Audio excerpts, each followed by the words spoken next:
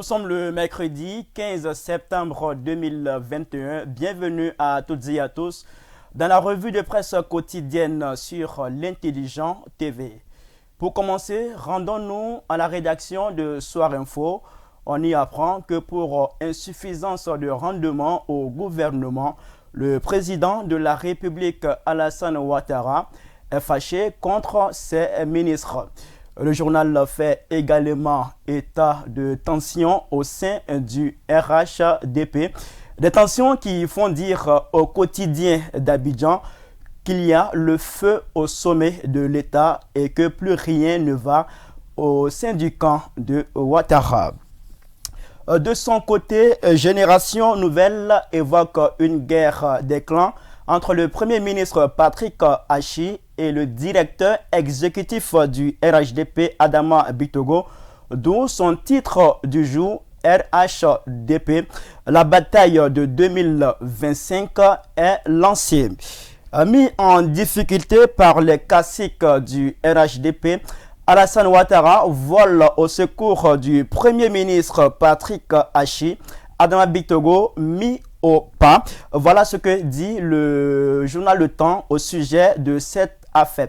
On reste toujours avec le journal Le Temps pour parler de la flotte de l'armée ivoirienne. Le journal soutient que celle-ci est en danger après avoir constaté le crash de 4 aéronefs en moins de 2 ans sous la présidence d'Alassane Ouattara.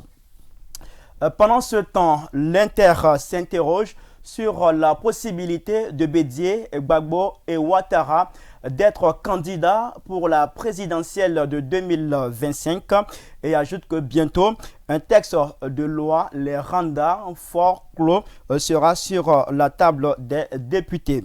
Fraternité Matin porte son intérêt sur la rencontre entre le président de la République Alassane Ouattara et les ministres gouverneurs. Une rencontre qui s'est tenue hier, mardi 14 septembre 2021, au palais présidentiel à Abidjan.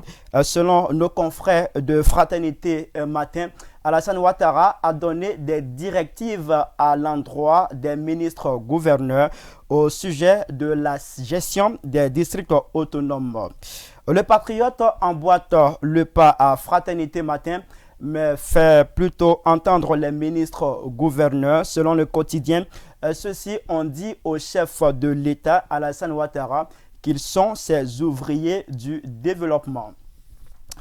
À la une de l'héritage, on lit qu'un front uni, Bédié, Gbagbo et Soro se prépare contre Alassane Ouattara en 2025 avec pour objectif l'instauration de la démocratie et l'état de droit.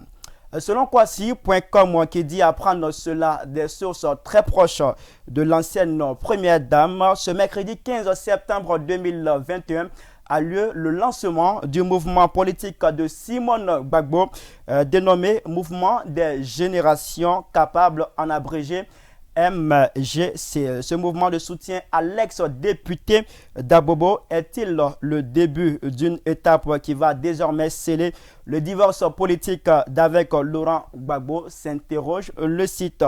Pour sa part, Afrique sur 7 souligne que le FPI de Pascal Affi N'Guessan se vide dans la région du Moronou.